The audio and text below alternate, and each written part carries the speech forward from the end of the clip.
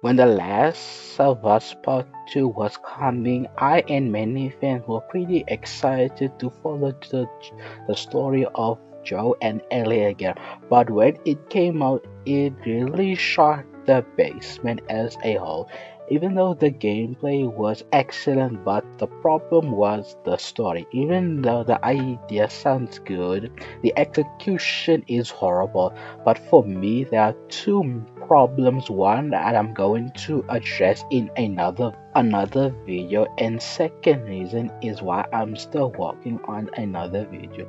But my first problem is my problem with Joe's death. Yeah, let's jump into it, shall we? I know a lot of people would say I'm just complaining that the main character and my favorite character, Joe, should have not died, but I was many of the few people to expect for Joe to die in part 2. And there's one thing I have to say about it to you, to just to confirm that you can't argue back. Was Joe's death good or bad? My main example is two characters in a different game, Lee Everett from the Walking Dead games and Arthur Morgan. These two characters has died in their own games, but it's very different between the two and Joel. Was Joel's death a good comparison between these two? I have to say no. You know, there's a difference between a good character's death and just a plain bad one that just execute horribly. Before the story gets to the ending, there's a huge scene that happened, just a small one where Lee and Arthur gave a small moment of time to say something to their closest friend and family, or just someone that's important to them, because this could be a powerful moment as the last time to say something before they die. You can look at Lee where he gave Clementine a letter but a very important lesson on survival and the cruel harsh world of how dangerous it is, and saying goodbye. Hey,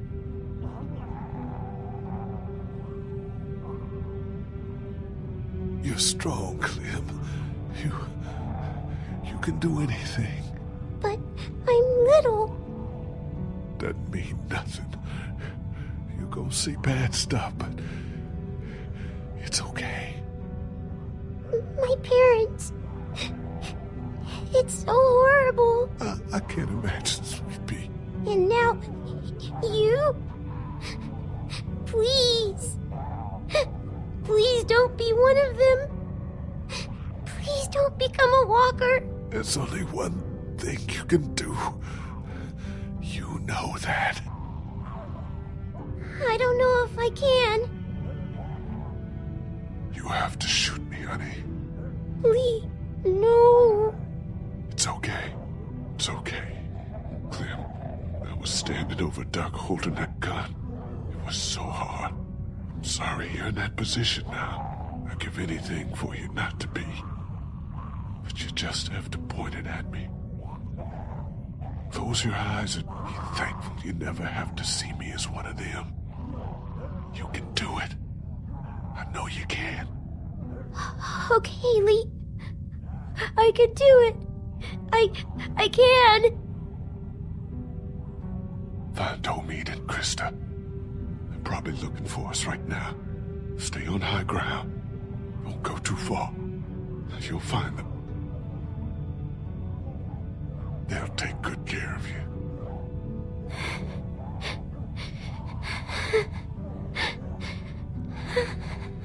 And Clem, stay away from the cities. Definitely. They're just not worth the risk. And also,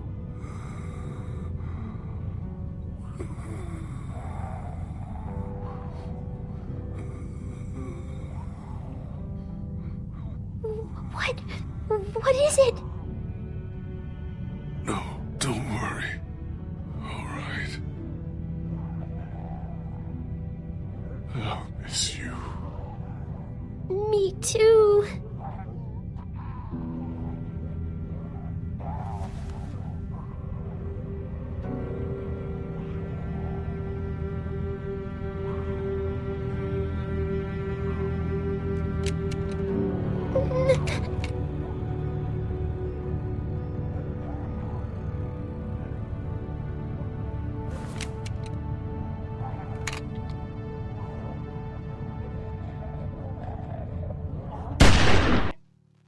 And there's Arthur Morgan that he knows he's going to die. And he's saying goodbye to John, and he's telling John to realize he needs to take care of his family. And honoring Arthur's last wish, John throughout that point is watching over his family more than ever. And previously, he didn't really care too much of it, but because of Arthur changed John for the good, which take care of his family greatly throughout the game. After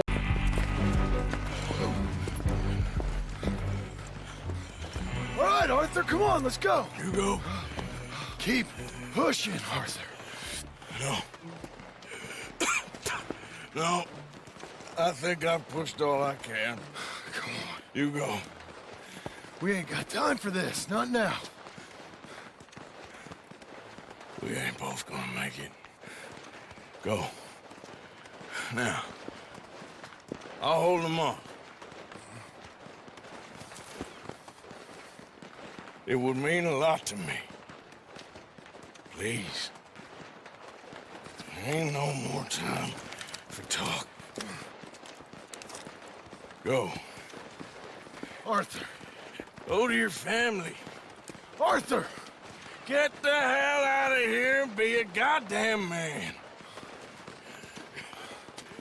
You're my brother. I know. I know.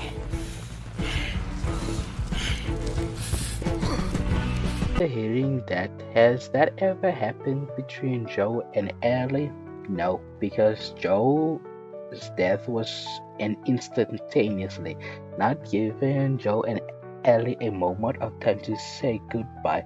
We weren't even given a flashback, but could you imagine that moment? I promise you it would be the most powerful and most memorable moment throughout the entire game because of it. From a player's perspective, the player tends to get attached to the character they're playing if they're written well enough, and because of that, from a very start, they're following their journey and hardship and go. And could you imagine to be more devastated for the player to know the character will die and they can't avoid it? But how do you do this effectively without outright telling them? Well, there's one simple answer: a ticking clock. A ticking clock is a device used for the audience to know that the character hasn't much time left. And you can clearly see with Lee getting bit by a walker. As you play out through the episode, you could clearly see he's slowly turning into a walker while also trying to save Clementine because Clementine is more important for him than saving himself. And there is John. At a certain point in the game, he gets sick, very sick. Once you continue the game, it is clear that Arthur is really about to die.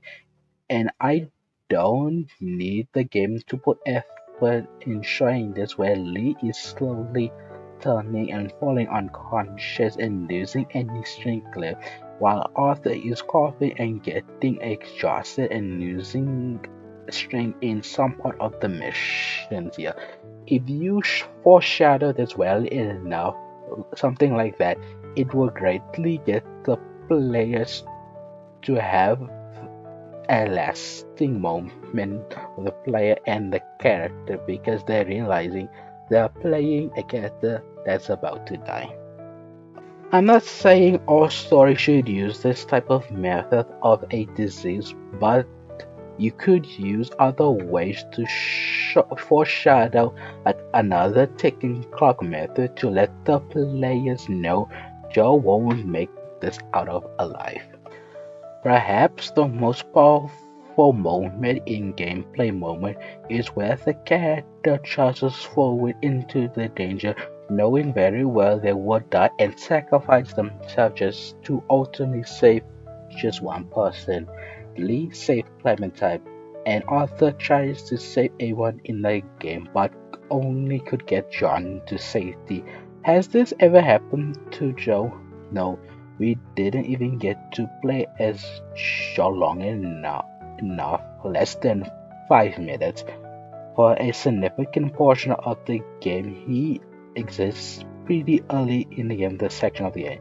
So basically, the problem is Joe died too soon, as even is too rushed. Because of that, this will be a bad memory for everyone who has played the game.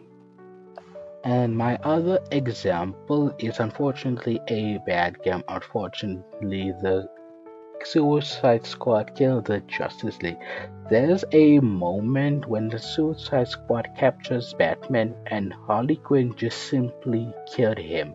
This moment effectively impacted the fandom because that bad version of Batman was the Arkham game, and the players were pretty much attached to that certain character because they played that character throughout three of its trilogy games, and they just shot him at the head, and the moment simply hit the player because it's not the way they wanted their favorite character to go out like that.